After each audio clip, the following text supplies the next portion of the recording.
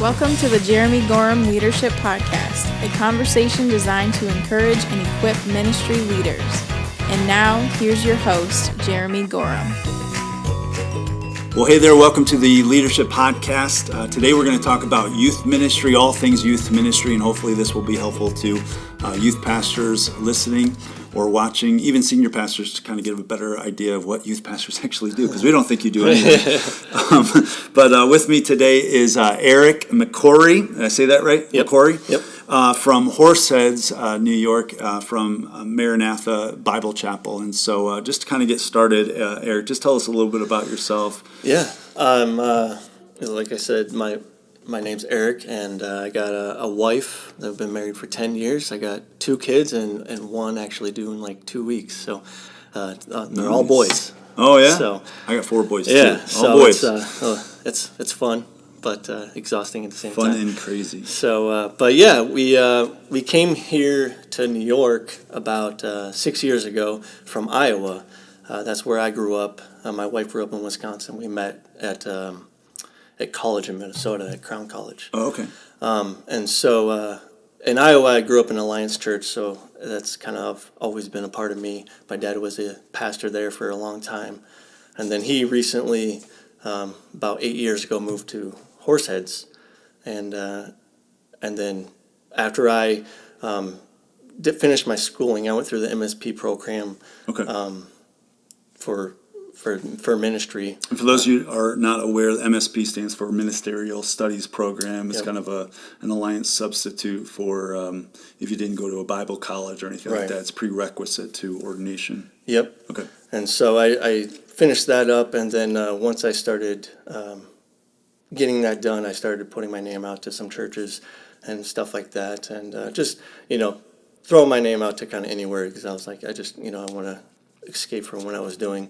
And it just so happens to have a spot in Horseheads where my parents live, and I was like, Perfect. hey, let's give it a shot. Why not have them be closer to the grandkids? And let's give it a try. And so it just so happened that the Alliance Church in Horseheads were looking at me, and they were interested, and God did the rest. So you've been there 6 years. Yeah. I do remember you coming into the district as a young puppy. Yep. No, actually, he's actually 35 years old, so you weren't even that young. Right. You actually became the youth pastor there at the same age that I became a senior pastor, so about 29 years old. So still had a lot of life experience. And you took over this youth group there. That was your main responsibility. I mean, what's on your job description? Yeah, basically I'm in charge of the youth ministry, 7th through 12th grade. I also oversee the children's ministry as well as the young adults. So Basically children through college age. Yeah. What's your responsibilities for children's ministry? Children's ministry is more overseeing, just making sure things are running smoothly. On Sundays? On Sundays or any program that they might have, just making sure that the director is kind of up to speed on things, getting things done and stuff like that. Is your main focus, though, the youth group, the youth Yeah, ministry? the main focus, 90% of my time is spent on the youth from 7th through 12th grade. How many hours a week do you put in? I put in 40, 50, probably 50 hours at least a week. Depending on characterize if we have an event or whatever, And out of that 40 to 50, how much of that is student ministry? I would say probably 10 to 15. At least, right? Yeah. Okay, all right. And then you've got a college-age ministry, too, that you... We did for a while because it worked with the people that we had in our church, but then after they kind of left and did some different things, so it's kind of on the back burner right now, so we don't really have anything going on. But but it's always been something that we're trying to continue. Your Horse has probably a community of how many people? I think around 15,000, 16,000, something like that. You've certainly got a stretch outside of that area that you're reaching. You also, because we talked off camera, and one of the reasons why you came over to Wellsville is just to check out some of the technology that we're using and to implement at your church. So I'm assuming you have some responsibilities over, website or social media or video. Yeah, we're trying to, get up to speed with the times and get on social media. We use social media a lot for the youth group already. Sure. And so, I'm just trying to bring my little known expertise to the church and help them get moving in that right direction with social media and stuff like that. Good. And I think people have a better picture of like all that you do. And I think people have a sense also as for student pastors, youth pastors, that they're juggling a lot. It's not just, a lot of people in the church just think you're just babysitting the kids or just having some program for the youth, but you're really juggling a lot. So some of the stuff that we're going to talk about today, it becomes critical for youth pastors to be a little bit more efficient, maybe more organized, but at least have some solid tools in their tool chest to be able to pull from to make ministry go a little bit more faster, a little bit more effective, so that the time you have with the students is that much more impactful. So we're going to talk about some of those issues. One of the first things I want to hear from you, Eric, is what are some of the biggest challenges that you see within youth culture today, but also not beyond just youth culture, like within the church, like within youth ministry, trying to minister to youth? Yeah, I think for at least for our context right now for youth, the biggest challenges we have is acceptance. I think just because the social media presence and the internet and YouTube and all those things are so just running rampant. The acceptance there of the teens is just crazy. You see it all the time of a kid trying to, they're posting a selfie of themselves and seeing how many likes they can get or how many followers they can get on their pages. And so they're looking for that acceptance. They're looking for the love from other people through different ways. Generation. Right, okay, so acceptance. There's bullying probably that comes along with that, not feeling accepted. We haven't experienced a whole lot of bullying per se in our youth ministry, but it's definitely there. Our high school and junior high in our town is fairly large, and so you always hear things on the news or from kids that are going there that, hey, this is what happened today or whatever, Right. So. Within the culture itself, the high school, there's certainly that. Right. So how do you overcome that me first selfie mindset of feeling accepted or people just looking for others to, they're looking to fill a hole in their soul, to feel loved. Absolutely. And I think for us is what I try to do is because I'm a big believer in it is just that relationship aspect of that you have with the students or anybody that you're in contact with. Is just because that's what they're looking for. They're looking for that relationship, that love, that sense of belonging, and that's something that we always try to do with our youth group. Is whenever a kid is coming in, we want them to feel like they can belong, that there's a place for them to hang out, that we're going to build a relationship with them, and it's huge. I think because that was a big part of my experience growing up. The leaders that I had, the youth pastors that I had, it was the relationships they built with me that have really brought me to where I am today. Sure. And so that's kind of like the same mentality that I want to bring to the youth ministry here. That's foundational, right? That's the core of what exactly, you're doing. Absolutely. Without trust, without relationship, you really can't speak into their lives. Nor will they want to come back. They won't trust you with information. So what are some ways that you are intentional about building that relationship? Versus just, focusing on the program, feeding the fat cow, just making the machine run from week to week, and getting out of that mindset of actually being intentional. What do you do? One of the things I always encourage my leaders to do is that relationship aspect, to build relationships with the teens. Like my philosophy for youth ministry is just build relationships, make disciples. Like just make it simple. I like that. Because build relationships, make disciples. That's really what it comes down to. Because when you build relationships, the disciple making comes with it. Sure. And that's what I encourage my leaders to do. One of the books that I encouraged my leaders to read was Youth Ministry in Post-Christian World by Brock Morgan. Okay. And in that book, it really pointed out some really key things you can do. He called them touch points, where there's 5 touch points that you can do to connect and build a relationship with the student. Do you remember what those were? One of them could be like just going to one of their sporting events during the week, or sending them a text saying, "Hey man, what's up? Just want to let you know I'm praying for you," or something simple like that. Or taking them out for coffee or a soda, or just letting them know that you care, that you're there for them, even if they don't even show up in the youth group. Sure. They know that there's a presence there and that you're available. Okay. And that was huge for us because when I first came, it wasn't like that at all. It was just just kind of your mundane, just boring, just kind of your basic show up, do your thing, go home. That was it. Leaders didn't really do a whole lot after that. And I was like, we need to tweak things a little bit. We need to build that relationship aspect more. Which, from a leader's point of view, you're the youth pastor, and so Right. I always go back to, for leadership, it all comes back, for me, to Ephesians 4:11, where we're to be the equippers of the saints to do the work of God. We say it a lot in our membership packets and material that we give to our congregation. Certainly pastors are ministers, but more than just ministers, we're expecting our people to be the ministers, and as pastors, we're the administrators.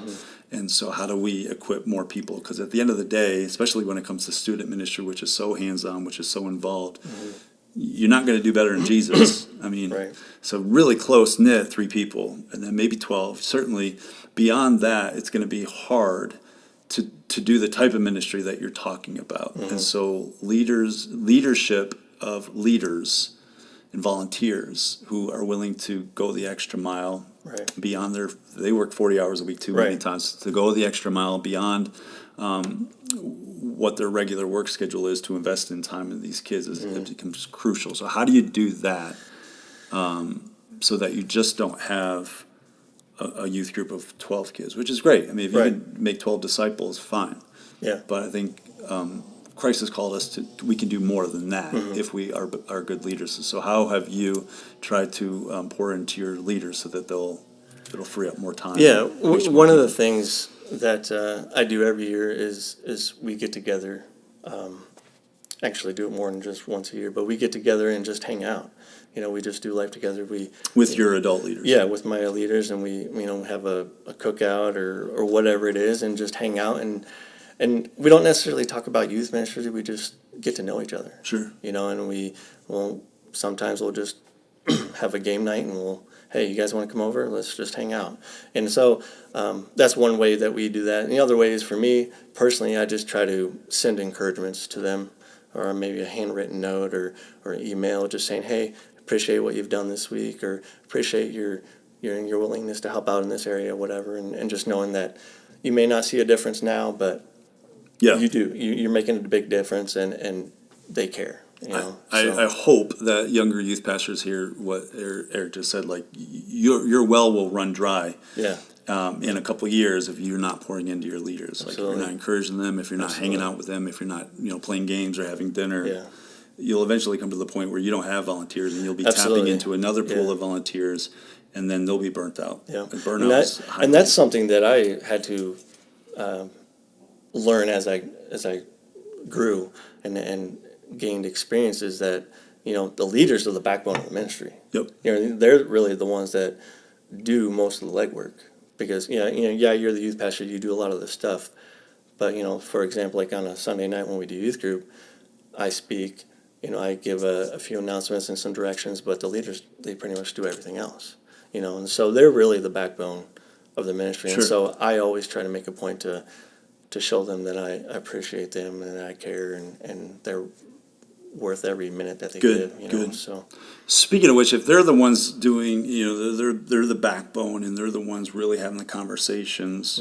You're just speaking up front, of course, on the platform, but they're getting into the either small groups or having those discussions with kids. How important is diversity in maybe personality, background, experience, race, even? How important is diversity within your volunteer team? yeah, I think it's huge. Obviously, I think it depends on the the demographic and who you have in your group, but I think it's definitely huge. Like for our group, for example, it's majority of it is girls. So I need the girl presence there. That I can't pour into a girl's life as much as another woman can, because it's just it just doesn't work that way. But you have to have those elements in the right place to really be effective. Yep.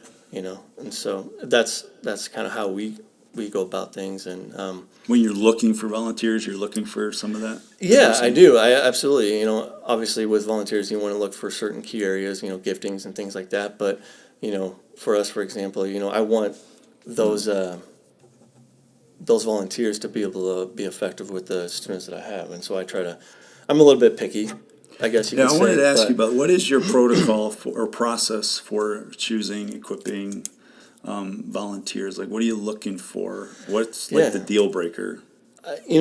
Obviously they have to be, following Jesus. I mean, that's obviously a number one, right? Absolutely. But the other thing is that they have to have a heart for students. Okay.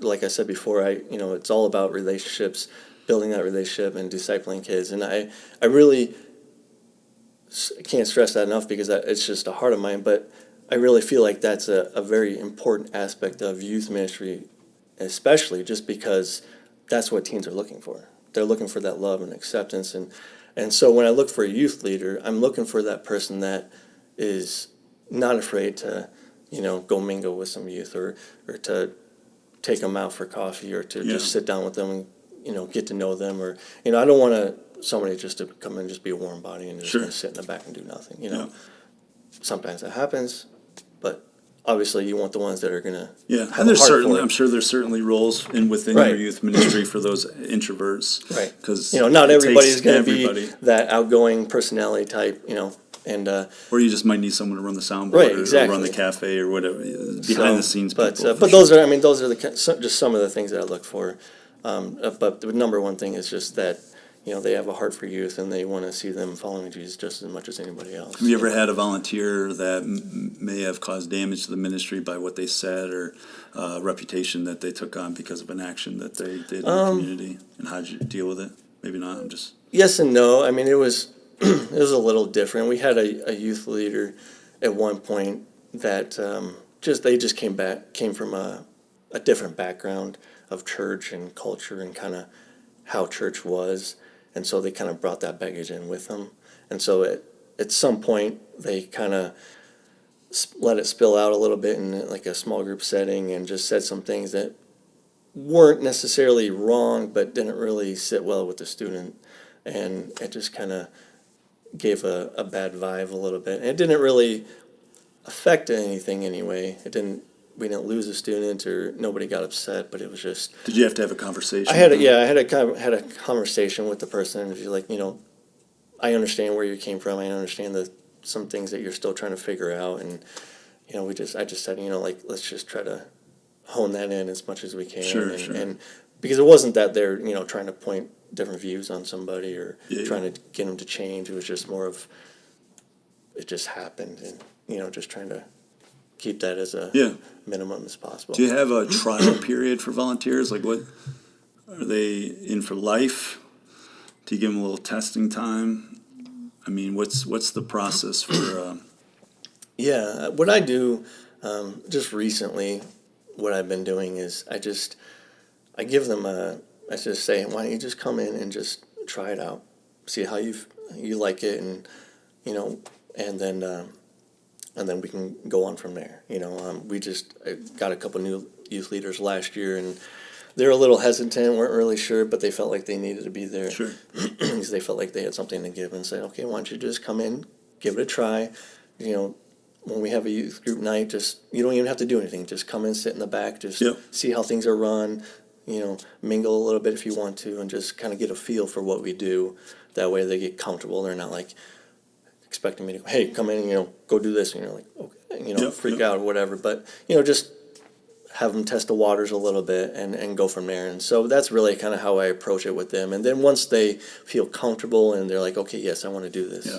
They'll be like, okay, well, let's just talk about commitment and what you feel like you want to do. And where you could fit in. I like that because I think a lot of times volunteers are scared to sign up because it is a lifelong commitment or something. They can never get out. The phrase that you use, let's test it out, let's test the waters. It's a trial. Right. That probably breaks down some of that anxiety of stepping into a youth ministry. Absolutely. And the other thing is like, I don't like require them to be like, okay, you're on for 5 years, like it's not realistic. I go to my leaders after each year, and I just go to them like, hey, how we doing? Sure. What, you still liking this? You want to be a part of this still? And just kind of just reaffirm that with them and just make sure that everybody's on the same page. After that trial period, though, are you asking them to sign up for a year commitment so that you don't have a bunch of people hopping in and out? Yeah. So, like, for example, I expect them to be there for the entire school year for youth group, and then once that's over, then, we'll reassess if they want to continue to do it. Sure. But I definitely, I require them to be committed for that year. Okay. That makes sense. So, how do you recruit new volunteers to kind of sustain the ministry, not just sustain it, to grow it further, to get more people involved, knowing that there's some natural attrition that people are going to fall off? And then, answer that question, but along with that, give people a little bit of context for your church. How many people attend your church? How big is your youth group? And then answer, how do you go about? Yeah, we average about 250 to 300 probably on a Sunday, and then our youth group is between 30 and 40 kids. Okay. It fluctuates, week to week, but that's generally what we have. So, and that's 7th through 12th grade combined. So this is the summertime, we're recording this, going into the fall, you're trying to maybe get some new people involved in the ministry. What do you do specifically to get new volunteers to come on board into the youth ministry? Yeah, for me, it's more of just knowing the people that I'm going to approach. I kind of use the relationship method of just, I like, for example, the two I just gained, like, I know them, I know who they are, I've built a relationship with them, so it was easy for me to go to them and ask. Yep. Otherwise it's just more of like, I kind of look at the people that we have in our church. I kind of sense maybe if there's something there that we could use, and then I just approach them. One of the things that I do is just, I ask them, hey, you want to get together, go out for coffee, get some ice cream or something like that, and I just get to know them on their level before I, be like, hey, you want to come in and be a part of the youth ministry? Let's like build that relationship first, and then kind of go from there and kind of use that as a stepping stone. I think that's good, because a lot of churches, especially smaller churches, what they'll do is just utilize the announcement. So it's like, we need help. We're desperate, like we're begging you to help out with either children's ministry or youth ministry, and so you're opening yourself up to a lot of what ifs and dangers in that, and maybe even diluting the quality of volunteer that you could find. Right. Because you might get someone who says they'll be willing to help out, but you're not even sure yet whether they're a good fit. That opens up possibility of you having to be the bad guy to say, I don't know if this is going to work out, versus getting to know them first, seeing if they're a good fit, and then just going to them and just kind of doing the shoulder tap method. Yep. So I like that. I mean, Eric's 35. Yep. But you started at 29, which is still, it's a little bit younger. But a lot of youth pastors start off at 20, 22, 23, 24. Yeah. And I think that's one thing that I see in younger youth pastors that they need to improve on to get better at is the ask. The big ask, and then the relational component, because it's hard for younger guys to go. I mean, they might be able to do it with their peers, but to go to someone who's a little bit older, or to a parent, or to an older person in the congregation that has so much value to give to the youth ministry, and to go out for a cup of coffee or to go for some ice cream and to get to know them. But yet that's one of your greatest tools and resources to gain volunteers is to get out of your comfort zone personally. Right. And to go get to know those people. Absolutely. So that's good that you're doing that. What are some ways that you're continuing to equip your volunteers so that they're on the cutting edge of youth culture? You said acceptance is a big thing. We've talked about bullying, suicide. I don't know how it is for you in your culture, but suicide is a terrible issue where we live. Yeah. Gun violence, yet drugs, alcohol, the party life. Depression. There's it's almost overwhelming now that you just say it out loud. Right. So how are you equipping your volunteers so that they're a resource to handle that stuff, rather than just say, here's a list of cool game ideas. I need you to lead a game. Right. Just getting beyond just the surface stuff and really into the meat of how to do ministry. One of the things I do is there's a website, I believe, I can't remember exactly what it's called. I think it's Access. Maybe something else after that, but just Let's Google it. Maybe provide it in the notes. So afterwards. just Google Access is something related to youth culture. That's one thing I've been looking at within the last couple of years is they send out an email and they have all these just info just about youth culture and the new things that are happening, the good and the bad and all those things. And so that's one of the areas that I try to just point out to my youth leaders, to be like, just, hey, check this out. This is interesting. Hey, next time we get, let's talk about this and see how that applies to us, that type of thing. And so trying to get them just to stay connected to what's happening in the youth group. That's good. And the youth culture, because once they're, not at youth group, they're back to their normal working day lives and they don't really think about those things. So I try to keep them plugged in as much as possible with that. And then the other thing is just, like I kind of mentioned earlier, where we read a book together as a group, is just trying to find those materials that apply to youth and adults, and just how as youth leaders and youth pastors we can connect with teens differently and how that applies. And so again, youth ministry in a post-Christian world. Right. For those of you who are looking for that, Brock Morgan. So.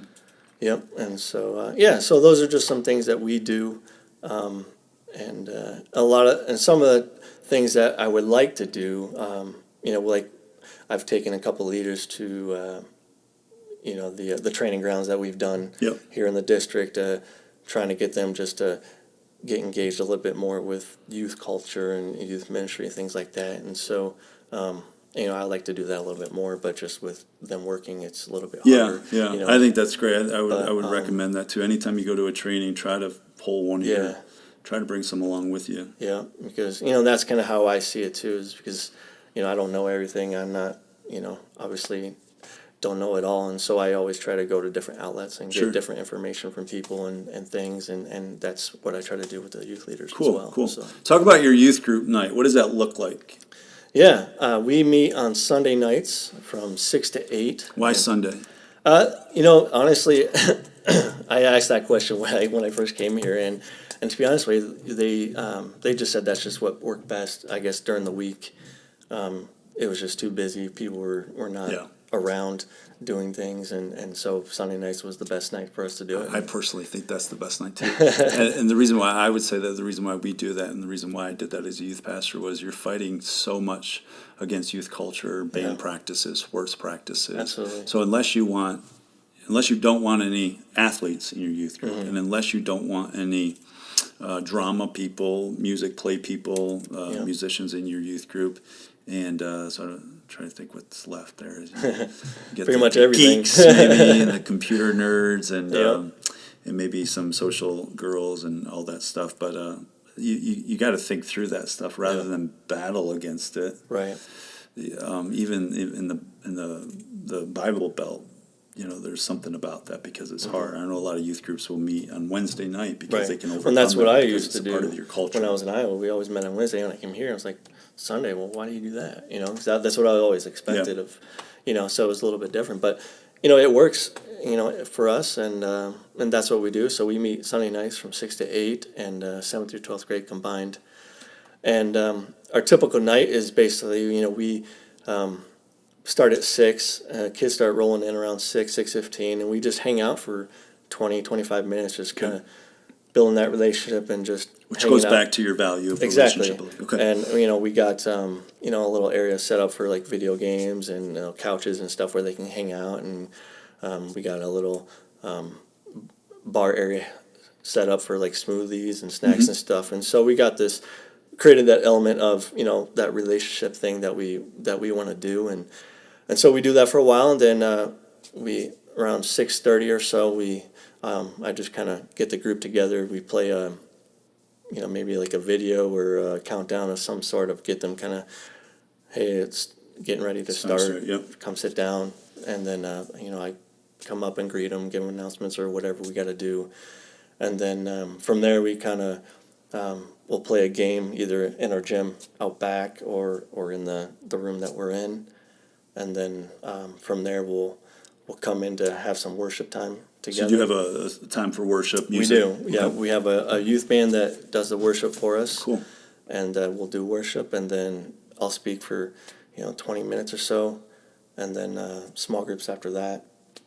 Break out into small groups with girls and guys, and then hang out for just a little bit afterwards, and that's pretty much it for that night. That's good. That's solid. So, I like that. yeah. I like that outline. So that's kind of how we do it. It's a nice flow. It works well for us. It's intentional too. There's a buildup of relationships to some ice breaking to the meat of the message, but it's going back into the relationship component of small groups, and it gives your leaders an opportunity to do something of substance. Right. I've seen too many, well, not just youth groups, but any type of ministry, could be children's ministry too, where you're asking for volunteers. But really what you're just asking for is what you said earlier, is just warm bodies in the room, so that you can have the proper ratio of students to leaders. If you don't give them something substantial, they're going to look elsewhere. Right. And giving them the opportunity to speak into the kids' lives, but also the conversation piece of the message to talk about is awesome. That's great. So that's your typical youth group. Does summer change anything? Summers are a lot different than our normal school year. So we, we'll end about halfway through June with our regular routine, and then we'll have a couple week break just to give my leaders a break and myself just to kind of prep for the summer and whatever. And so, but once school's out, and we usually kick it off about the last week of June, and then July through August we'll do our summer routine, and that basically is where we don't do any worship or messages or anything like that. We're just we're coming and we're hanging out, and we're gonna we'll play a game here and there, whatever it is. Like last week we did a first trial of this year. We did a game called Tribe Wars, where Tribe Wars. We just they come in, and there's basically what it is two teams competing against each other on different events and obstacles and stuff like that. And so we did that last week, and just had fun doing certain things together. Yep. And nothing special or crazy, and just building that again, that relationship aspect of it doesn't always have to be churchy stuff. I mean, obviously we want the gospel, we want to get them to Jesus. That's obviously the number one thing, but we want to mix it up. We want to make it fun and something for them to want to come and do, and so and plus the main reason why we do it is really just because people are gone. People are busy during the summer, and it's just easier for us to do it that way. I think, we need to understand that too, is that there's rhythms of ministry. There's cycles of ministry throughout the year that you need to leverage. Right. Like, don't go 50%, halfway in when really the fruit's there during like the start of back to school. But then realizing that there's certain times where it's appropriate to take breaks. It's appropriate to put your foot off the gas pedal just to recharge. And you might utilize that as a leader to pour more into yourself spiritually, so that you can be ready to pour back into them. But what you're doing in the summer, what I'm hearing, is you're still building that foundation of relationships.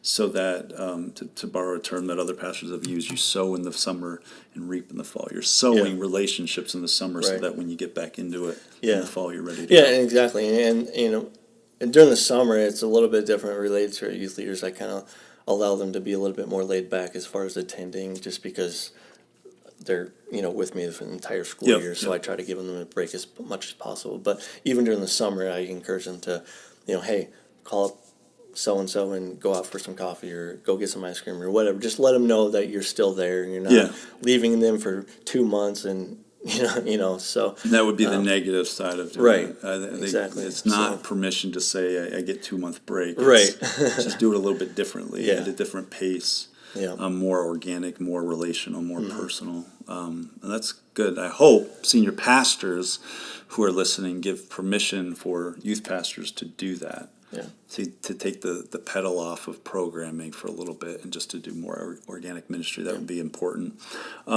So what else do you do in the summer? You mentioned mission trips earlier to me. Like, what are you doing? Obviously, the Christian and Missionary Alliance, missions is vitally important, and oftentimes that just gets put off to adults. Yeah. My teenager, Aiden, he just turned 13 back in October, but he's going on a mission trip to the Dominican Republic, and I think I'm hoping and I'm praying that would be life changing for him. He's going with my wife. I think that's a great opportunity. So, how have you leveraged missions in your youth group, and what do you do? Yeah, when I first came here, I talked with Scott, and we both agreed that we want to have an opportunity for every kid in the youth group to go on a mission trip at least once during their 4 years. Okay. And so That's a good goal. We incorporated missions right away. And what we do in our church currently is we have a partnership with El Salvador through Envision.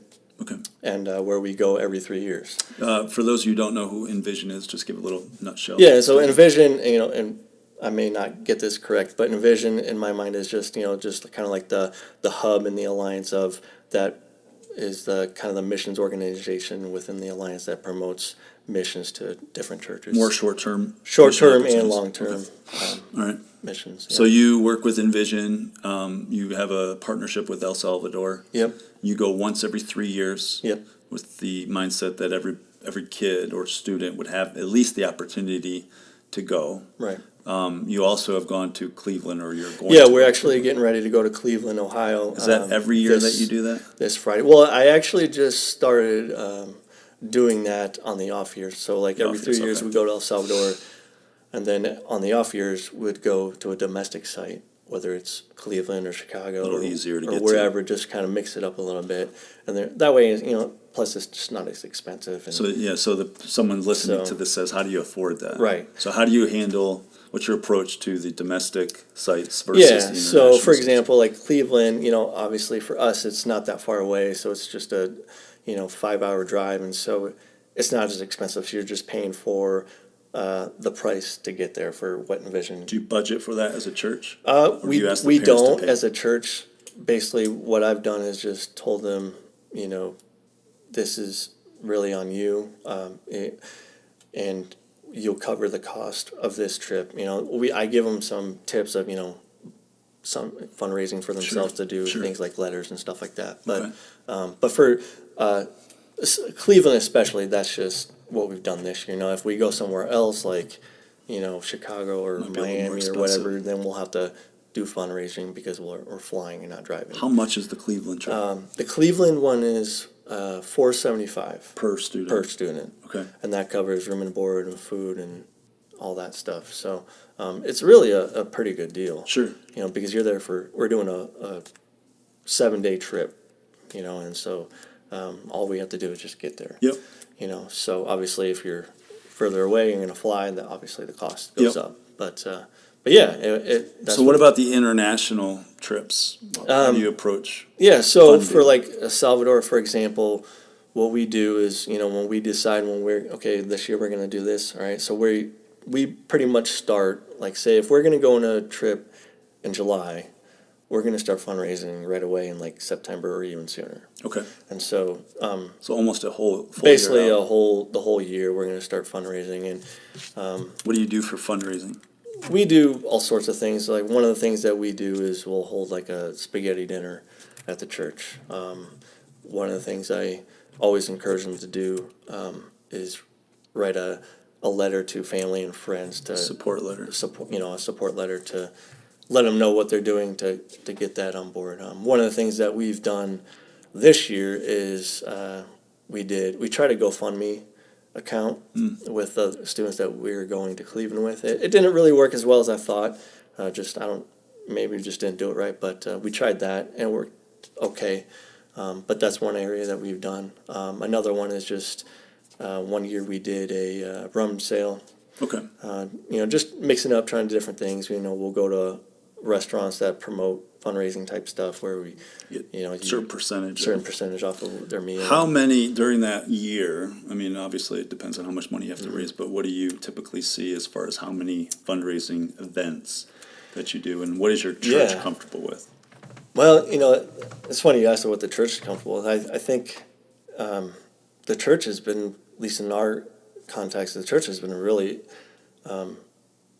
open to just whatever we give. For example, when we went to El Salvador, we were doing a fundraiser probably once a month. Oh, okay.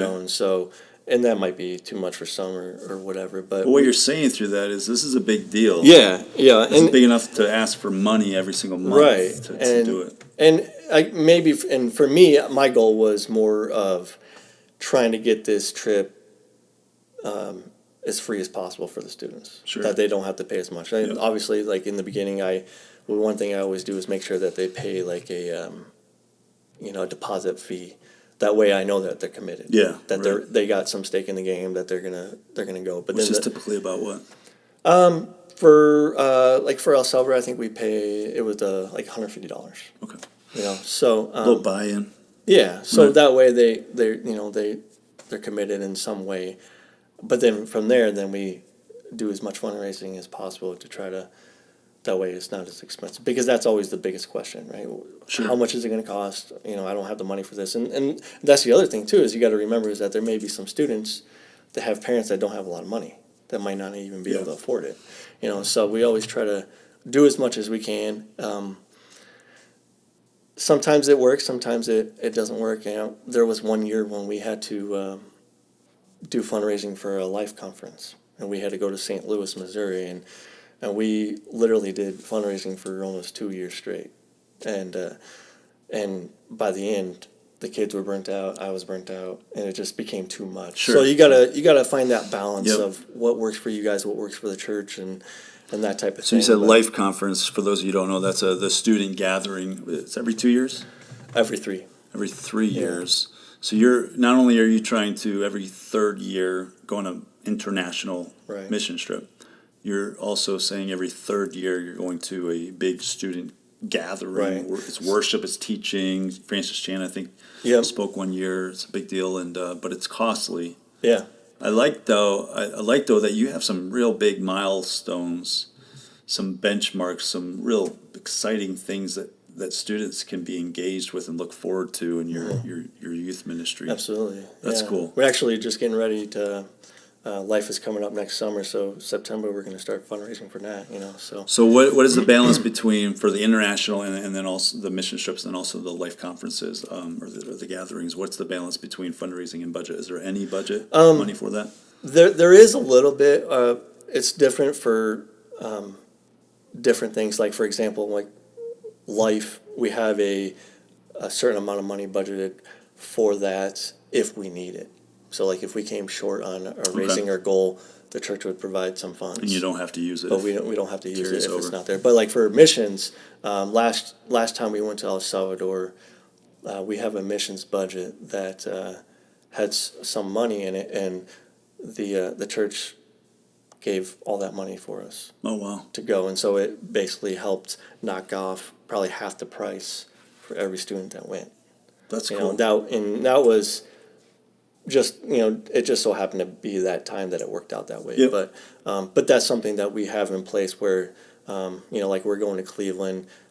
We didn't have as much money this time, but they say, okay, we'll give you guys each person this much money. And so it just helps us a little bit knowing that the church is supporting that as well. Yep. It's not just, hey, you're on your own, go, whatever. But You're putting your money where your mouth is. Yeah. You're really valuing that aspect Absolutely. of it. I would really encourage, if you're listening to this and you're wanting to do something like that, because let's not take for granted, those are pretty big things that you're doing. Right. This isn't a huge mega church. Right. You're a pretty average youth group size, average church size. Yeah. And you're doing some really, really significant things. I appreciate that about your ministry. And so if you have any questions, talk to Eric, especially about that. I wish more churches would be doing stuff like that, because they're going to look back at those teenage years. Yeah. I didn't grow up in church. I wasn't involved in youth ministry, but my wife was a pastor's kid, and she always admires and loves those memories of mission trips. Yeah. And it had such a profound impact on her. Yeah. And the weekly stuff is important too, but talk to Eric about that stuff if you're trying to implement some of that. Yeah. So what are some of your challenges in youth ministry with balancing time, family? What are some boundaries that you've set What are some things that you've struggled with, and maybe some victories that you've had to overcome some of that? Yeah, I've had to learn as I went, as I got more and more involved. When I first came into full-time ministry, because I was a youth leader for many years before I came full-time. So Okay. you don't really see the busyness of the youth pastor. Yeah. You show up, you do your volunteer, and then you go home. But as a youth pastor full-time especially, you have so much responsibility and so many things that you're getting ready for and doing. And coming into that, I really had to figure out the balance of what's work, what's family, what's not, and that type of thing. And so I had to really, in some ways, prioritize and schedule my day a certain way where I'm not trying to, when it's time for me to go home, I'm not doing ministry at the same time. If, for example, like my day is off or on Friday, and so that's family day. So I don't get it right all the time, but we always try to make a point where that's Fridays are family days. We're not doing anything with youth, or if they call or text, we try not to the best we can to do that, just because we know that's important. And so obviously some things come up and you have to do it, but so I had a hard time with that when I first came in, but as I got experience, I had to balance that out. And so what we do now is just like I said, Fridays are my day off, so I don't do anything with the youth. But then when I come home from work, I work from 8 to 4 or sometimes later, I put my phone away.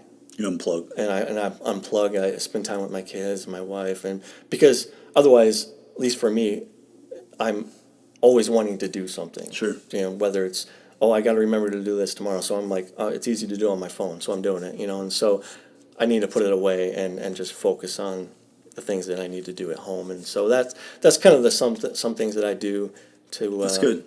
To make that more of a balance for my routine, and it's working. I think, you hit on it. Like, I think boundaries and borders and dividing lines and endpoints and unplugging are so important in ministry in general, but in youth ministry especially, because of how highly relational it is. It's a simple text message that turns into a 45-minute conversation through text. It's a constant worry of what this kid is going through, and so if you don't learn to unplug, now if your goal is to be an average youth pastor, which is 18 months, you can work all the time, never take a day off, but you're 6 years into it now, so there's something to be said for what he's saying is he's had to learn over time to unplug, to take a Sabbath, to honor his family, to spend some time with his kids, because your goal is to make it beyond just 18 months. So if you're okay with average, go at it full speed and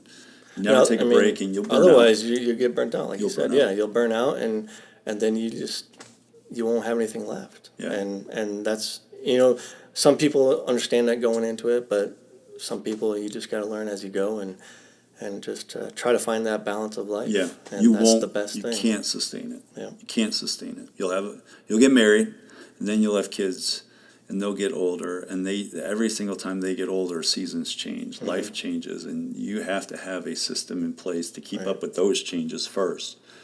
Otherwise, you'll just get run over. You'll go to a different church. So it's 18 months, then you'll go to a different church, and then you'll get burnt out of that. It's a story after story of youth pastors that have done that. And what happens is it not only leaves a legacy in your heart it's just a wreck, but you're leaving a wake behind you that there's a bunch of wreckage as well in other students' lives, because they can't. I just would love for youth pastors to stay longer at one location.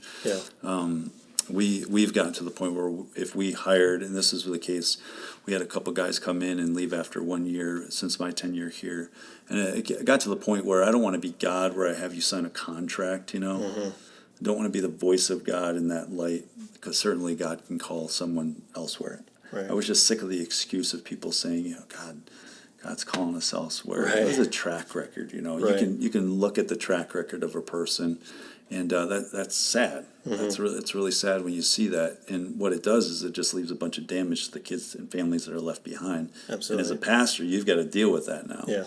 So what we've just asked, we tell people straight out, like, unless you're committed for we say between 3 and 5 years, but it could be longer. Like Right. don't take it. We're not Yeah. no stepping stone right now. Right. You're either called or you're not, because families are their lives are on the line, Right. and they need someone who's going to be committed, like you said, Absolutely. and relational, someone that they can trust. And when youth pastors go in and out, they just don't trust you anymore. They don't trust the office of youth pastoring. Right. And so count the cost, especially if you're listening to this and you're in a situation where you're looking for a ministry position. Count the cost before you take it. Count the cost. Absolutely. Because it's so important. What do you do? What are some practical? What are your best ideas for large gatherings? What are kids are like? Oh, I can't wait for that. Yeah.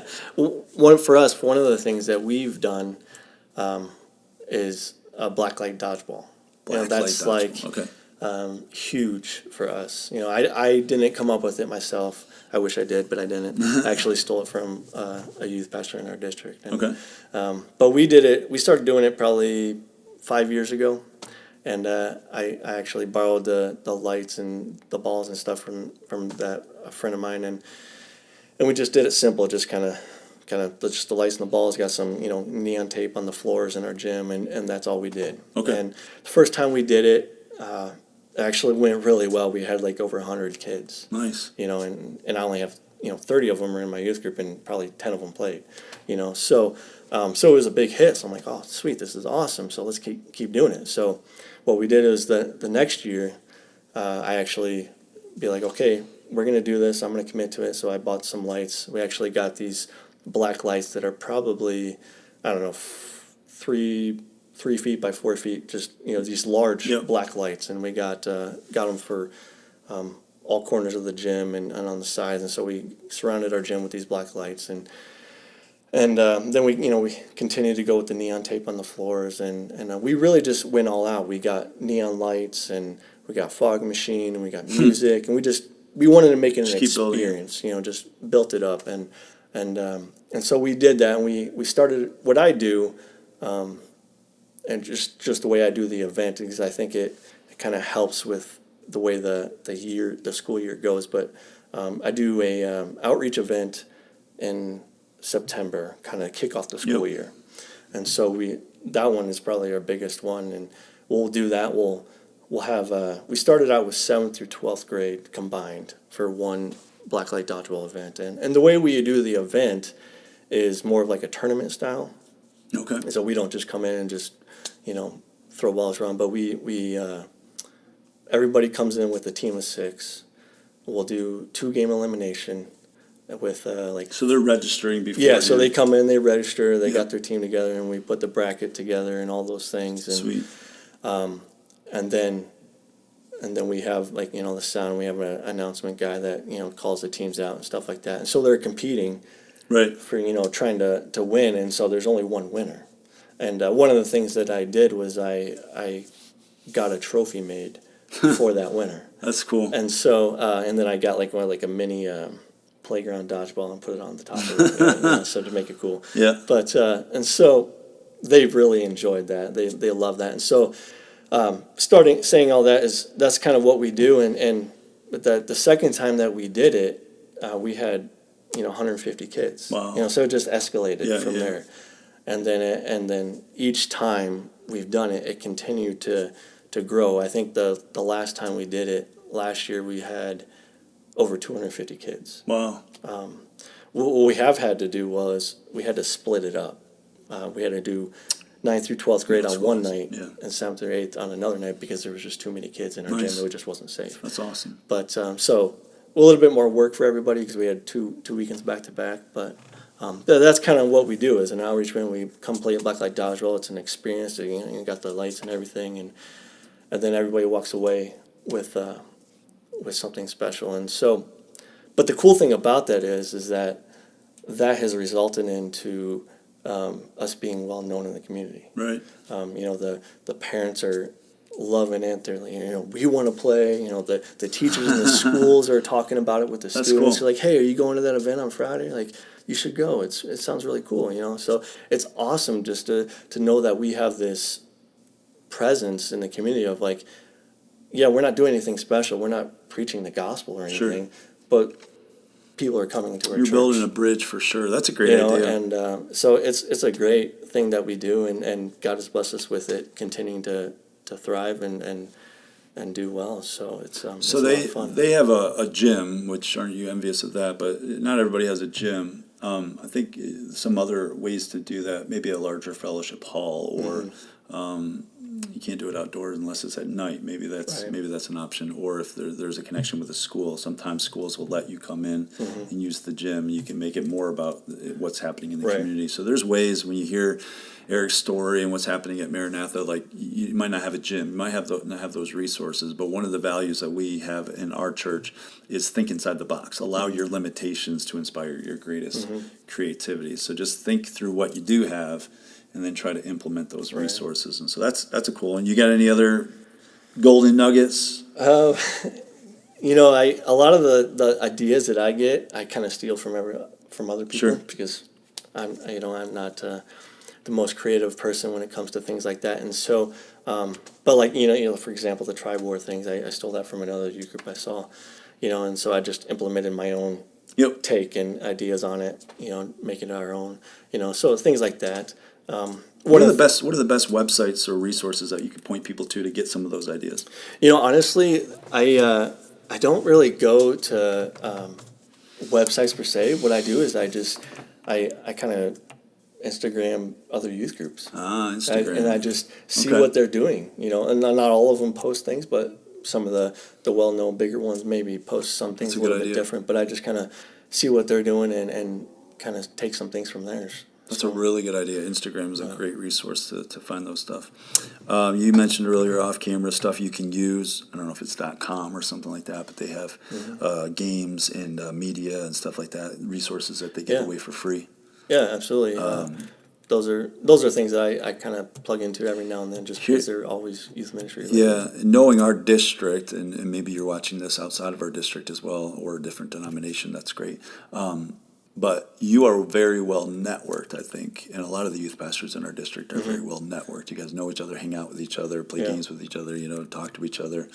And I can't say enough about that. I think that's awesome. Right. I think it's needed, not only for just your sanity, but also you get these great ideas from each other, and you can feed off of each other. So do that. That would be the absolutely, biggest and that's thing. actually one thing that we do every year as we get together once a year and have a little retreat together as youth pastors for those that come, and that's kind of what we do. We just talk about what we're doing and steal things from each other and go from there. Awesome. So that's a large group gathering.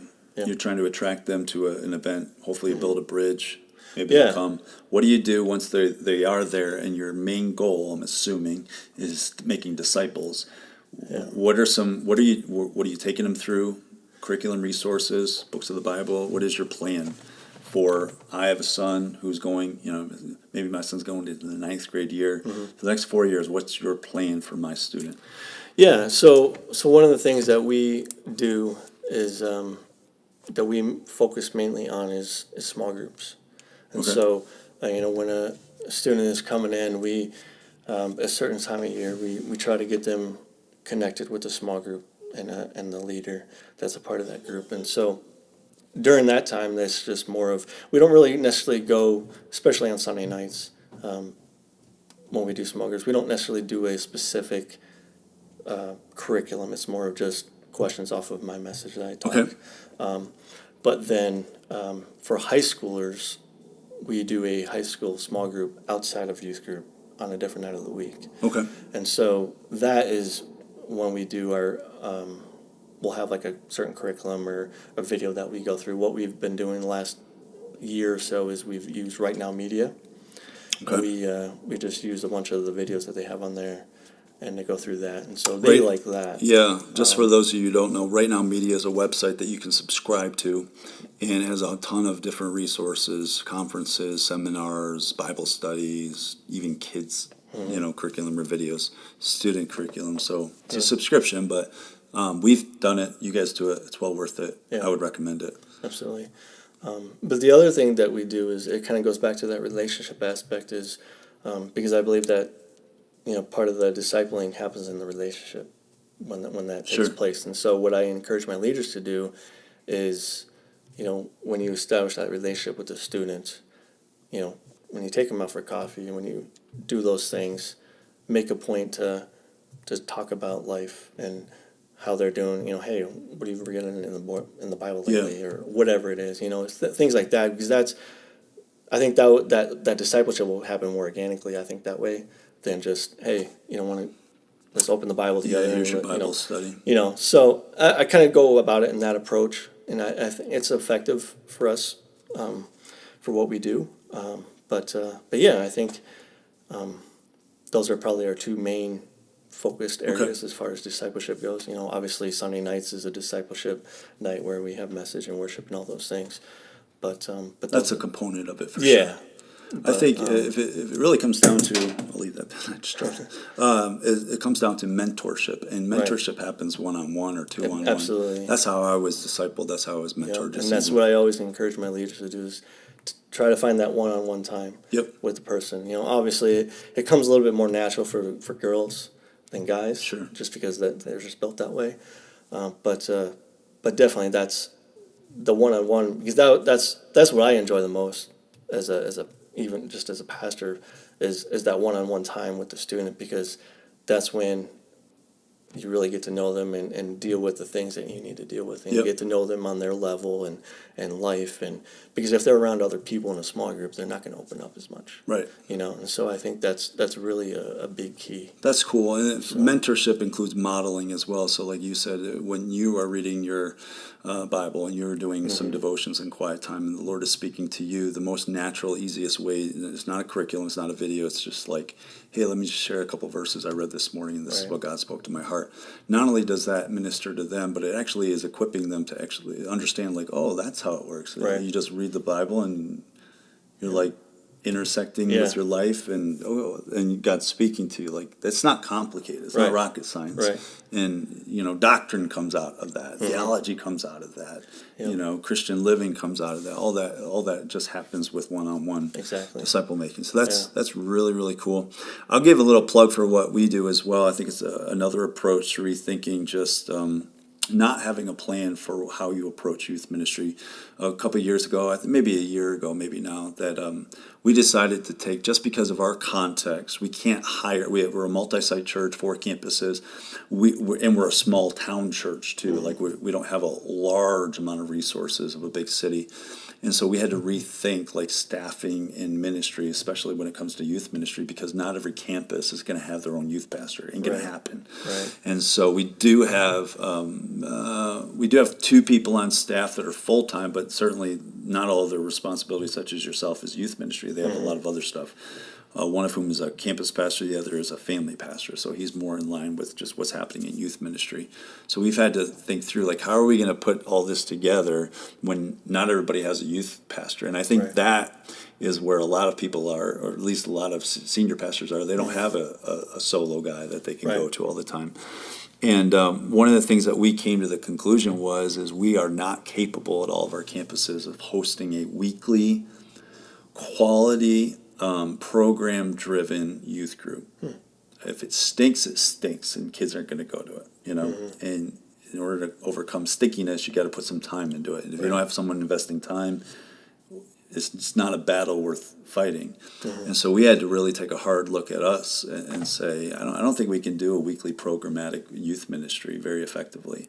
And that's okay. I mean, it's okay for people listening to this to say, that's okay. Like, don't let your senior pastor twist your arm to thinking that just to do it is better. Like, if it's not quality, don't do it. Or at least that's what we value. And so what we did is kind of went to more of a, what we call as a checkpoint and connect point approach. The checkpoint ideas, it came from this book called The 7 Checkpoints, 7 Principles Every Teenager Needs to Know. It was written a long time ago by Andy Stanley. I think Stuart Hall also wrote it with him, but most people know who Andy Stanley is. He wrote this one from his experience of being a student pastor for so many years. And essentially what he was finding was kids were going through his ministry, leaving the church, really not having a solid foundation of what they believe. And he has this saying, well, all Scripture is inspired, not all of it is equally applicable.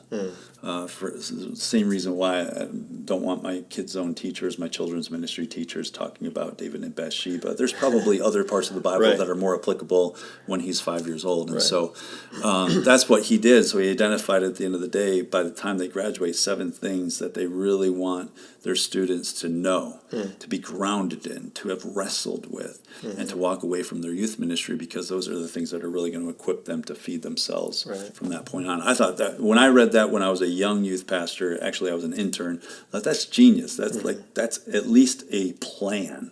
Right. Which I think that's where youth pastors struggle with. There's no plan. Yeah. There's just no plan. Yeah. You couldn't, if I went into a classroom for my teenager, they could point me to a syllabus. Right. But I think a lot of times in the church, we have no plan, we have no syllabus, there's no process in place to say these are the things that I want my student to know. So I really challenged our youth pastors or the youth leaders of Crosstown to think through that. And if I came to you, even as your boss, what would you say? And they actually have something that they could say. And so rather than meet every single week, what they've established is actually 7 high quality, high attractional youth group events throughout the year. 7 times, that's it. Where they meet, and we'll throw on summer camp and winter camp on top of that. So pretty much 9 times throughout the year that they meet. They don't meet every week. Right. And then in between those 7 to 9 times, they'll do connect points, which are much more organic. And our youth leaders at our church are highly relational. They're not highly programmatic. Like they don't excel or desire to excel in creating a awesome event. What they excel in is the relationships, the one-on-one aspect. And so what we do is give them permission to maybe it's at the church, like come to the church, we'll meet in between these larger checkpoints called connect points, or maybe it's just I've identified 3 kids that I want to take out to coffee and talk about one of the checkpoints that we just had an event. Right. So for us, it's been helpful to find that balance between you got to still do something like the dodgeball blacklight dodgeball event where a lot of people come in. But what if we could leverage that event to talk about some of these critical components of what we want them to learn? And then in between that time, like if you can open up the doors to the church and then just talk around a couch, that's good enough. Like there doesn't need to be a band all the time. There doesn't need to be an awesome game all the time. We want that to be awesome 7 times a year. Right.